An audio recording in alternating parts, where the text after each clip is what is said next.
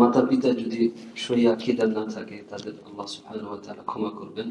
মাতা পিতা যদি সহি আকীদা না থাকে তাহলে তাদেরকে আল্লাহ ক্ষমা করবেন।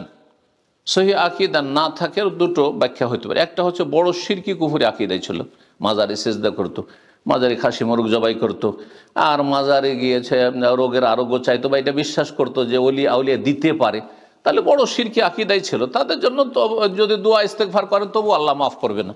এই অবস্থায় যদি গিয়ে থাকে নিশ্চিত, তাহলে আল্লাহ মাফ করবেন না। ইন তাস্তাগফির লাহুম ৭০ মাররাতান ফালা ইয়াগফিরুল্লাহ, আল্লাহ বলছেন যে তাদের জন্য ৭০ বার করেও যে দোয়া করে হে নবী, তবু আল্লাহ মাফ করবে না। নবীর দোয়ায় আল্লাহ মাফ করবেন না বলেছেন, হ্যাঁ ইবনে উবাই মুনাফিককে, ওই রকম কাফের মুশরিককে, তাহলে আমার আপনার দোয়াতে কি হবে? বুঝছেন না?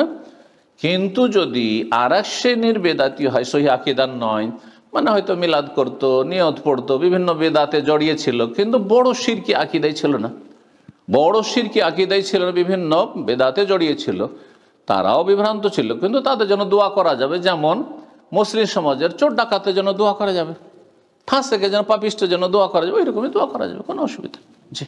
আর মাতা পিতা বেশি হক রাখে, মাতা পিতা যদি ফাঁসেক হয় তাদের জন্য অবশ্যই দোয়া করবে, তারা বেশি হক রাখে। জি।